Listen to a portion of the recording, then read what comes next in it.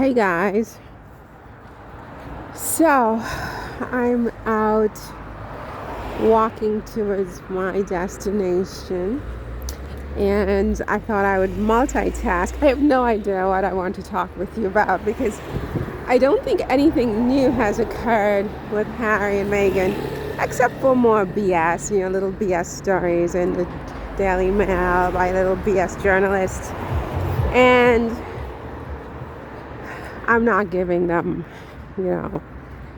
I'm just not giving them my energy today with their nonsense, So what's left? It's like the legal stuff with Diddy and so on and so forth. As I noted in the video right before this one, I see many inconsistencies in the prosecution's case against Mr. Combs. One of them being the sex slave versus the prostitution charges. If you're a slave, it means you're not getting paid. And if you're a prostitute, it means you are specifically getting paid for an act that you cannot commercialize legally in the United States. So when you say that the defendant kept all these sex slaves, but then you are charging him with transportation to commit prostitution, to me that's like a huge inconsistency right there, right? That's a huge inconsistency right there. I've already spoken about the other charges, the racketeering, which I don't see how they make out a prima facie racketeering case meeting all the elements beyond a reasonable doubt, especially insofar as the commercial benefit that he derived from these procured prostitution episodes and events that he directed, orchestrated, manufactured, and controlled, according to them. To commit racketeering, once again, there must be a conspiracy involving a business enterprise, and there's got to be commercial gain, money. You got to make money from the illegal activity. These freak-offs, to my way of thinking, to my understanding, based on the current facts, which is perhaps why they need to have a superseding indictment, because the current indictment is insufficient. It is just absolutely insufficient. They cannot meet their burden of proof that this man, with these freak-offs and this basing everything on a video with him and his girlfriend, him beating up his girlfriend in a hotel lobby, which is wrong, which is totally wrong. There's no excuse, but that's not racketeering. And even if, they had 10 people, 100 people with them in the United States, there's no limit, according to my understanding, there's no legal limit as to how many people can be in the same bed at any given moment in time. Perhaps there should be limits.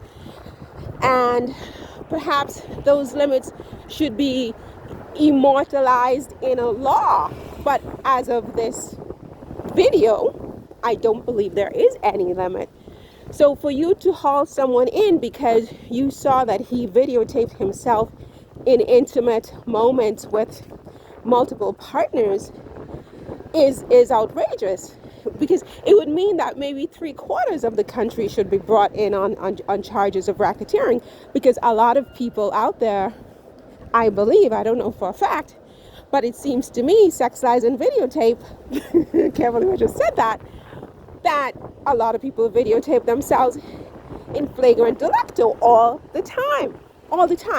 Now, if it's a question that he's doing this with men, which is something that seems to scandalize a lot of people, they need to just get over it, given that in the United States, men are allowed to get married to each other. They're allowed to have sexual relations with each other. And the nature of that is going to be what the nature of that is going to be, right? And if you're going to criminalize, you know, intercourse between certain types of men and not others, then we have an equal protection situation as well. So there's that. Now, I know that a lot of people are talking about the tape itself, the videotape itself, and you know, they're saying that the way that they're spinning this on social media is that Diddy is suing the federal government. I don't think he's suing the federal government. I think his attorneys have made a motion to investigate how did that videotape of Diddy beating up his girlfriend Cassie, which was wrong and it was shameful and it was deplorable what he did, okay, and inexcusable. How did that video wind up on CBS News as an exclusive shortly after a federal raid of the defendant's private residences? I think it's a legitimate question. And I think it's one that should be answered because effectively, as I have said, what that does is it severely prejudices the defendant and prevents him from having a fair trial anywhere in the United States, if not possibly the world. I mean, I'm in France, right?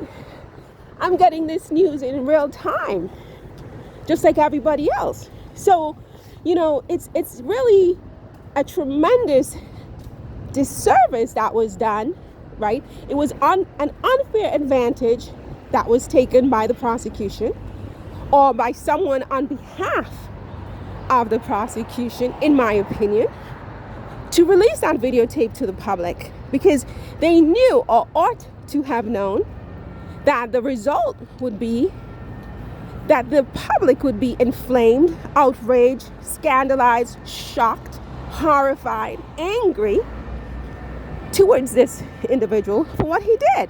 Nobody can unsee that. Not even I can unsee it, right? What he did was horrible. But as horrible as it is, it still does not add up to the charges with which he has been subject to by the prosecution, the federal prosecution, you know, on behalf of the United States. That's my position and I'm sticking to it. Unless the superseding indictment is sufficiently persuasive that it changes my opinion, right? I mean, you keep hearing a lot of different things about different victims, underage boys, and, you know, this and that, and, you know, then you're talking Biggie and Tupac and Kim and this and that and all kinds of people. Let's just exhume everybody and, you know, see what he did. And, you know, look, I don't have all of the facts. I don't have all the evidence. As I have said, show me the evidence of all the things that you're saying this man did. Otherwise, I think they need to move for some kind of mistrial or have those cases dismissed because of improper conduct on the part of somebody working on behalf of the prosecution to prejudice this man, to make him look like a monster. And they succeeded. Even I called him a monster. What he did was monstrous. That was monstrous, right? There are no ifs, ands, and buts. However, it's not racketeering, right? And don't tell me that he's trafficking for prostitution and then you tell me he's keeping all these sex slaves either, right? And what was the other charge? It was trafficking and transportation. So the transportation prong is, like, to me, the weakest joke of all because, you know, what happens with a lot of these rich guys, apparently, I don't know, I've never had the experience personally, but, you know, they flag women out all the time. Amber, not Amber Heard, what is her name? Amber something or the other. She used to date Kanye West. She talked about that all the time in interviews where Kanye flew her out to Los Angeles, right? They fly them out, they buy them this, they buy them that, right? And I would imagine that a part of that is, you know, bodies coming together. I mean, you know, that's life, literally, right? I mean, That's all the human is bodies coming together, right? Under what circumstances? That's a whole different question. Are the circumstances kosher? Are they legal? It's a different question. But, bodies coming together is as basic as it gets in this life, right? So you want me to be scandalized that what? He flew people out to have his filthy little, whatever you call those things? I mean, look, if he forced anybody to do this and he drugged them and he prevented them from leaving, such as that video with Cassie where it's clear that he was preventing her from leaving. But leaving what? Was there someone else in the room? Can you prove that, right? Then we might have a situation where of coercion and rape. But that's still not racketeering.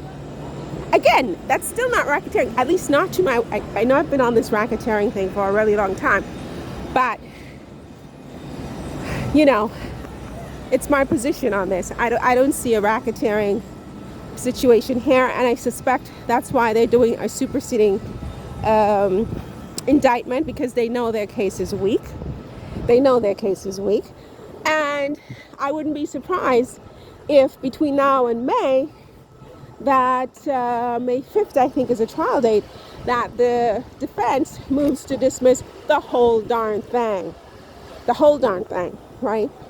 So, but they're going to have to be really skilled, to get that done in the Southern District of New York. My sense is that that's a tough venue, it seems. Anyway, you guys,